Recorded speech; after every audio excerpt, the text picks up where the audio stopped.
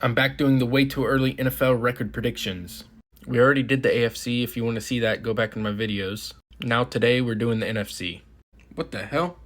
Before we get started, I want to say that the NFC is probably more volatile than the AFC.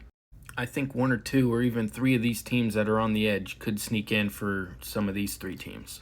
But at the top with the 1 seed, I got the Cowboys. I could see 10 wins all the way up to 13. They didn't really do anything at all this offseason, but they got Trayvon Diggs back from injury. Dak's going to be okay. Their running back room is a little questionable. It seems like it's going to be more of a committee. I'm glad to see Zeke back, though. The 49ers are interesting to me. They play 6 teams off a bye. 4 of the games are actual byes, and 2 of the byes are a short week bye, like Thursday to Sunday. And 6 of those put the 49ers at a big disadvantage. Alright, now to the run of 11-6s. Before you say anything, I know this is probably unlikely, but that's just how it turned out. The Packers are the 3 seed at 11-6, winning the NFC North. I really liked how the Packers finished last year, and I think they had a pretty decent draft. And don't forget, they got rid of their DC, who's been horrible in Joe Barry. Now, I don't know how good this new DC is from Boston College, but anything's better than Joe Barry.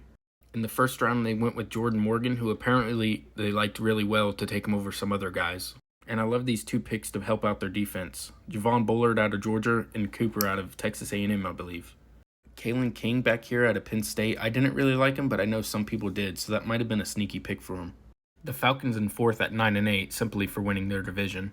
The Falcons' offense might be fun, but their defense is god-awful. They passed on their chance to pick out of every defensive player in the draft, and they chose Michael Penix.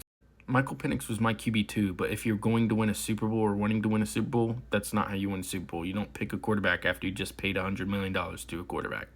The Eagles at 5, it's going to be tough filling in Kelsey, and they shored up their defense with drafting 2 cornerbacks. The issue to me is how is Jalen Hurts going to look with yet again another offensive coordinator? He didn't look very good when he lost Shane Steichen last year, but I think he's good enough to pick it up, I think. The Lions, I think they're going to make the playoffs. They could win the division. 11-6 feels right to me. And taking the number 7 spot, the Seahawks. I can see him going as low as 9 wins and probably as high as 11. Just got to see what Geno does. I love what they did in the draft, though, shoring up their defensive run game because it was horrible last year. They got Byron Murphy out of Texas, and this Knight kid is the kid out of UTEP. But if Geno can play decently well again like he did 2 years ago, I think the Seahawks should make the playoffs. Now the teams that missed the playoffs. I know 2 wins isn't very likely for these teams. They probably get 3 or 4, but it was tough looking at their matchups. And I don't like this either. Sean McVay's definitely winning more than 4 games. Same with the Vikings, but I don't like JJ McCarthy. I'm a huge fan of Kyler Murray, so I hope they win more games than 9, and I don't know about Caleb Williams. I think this fits right.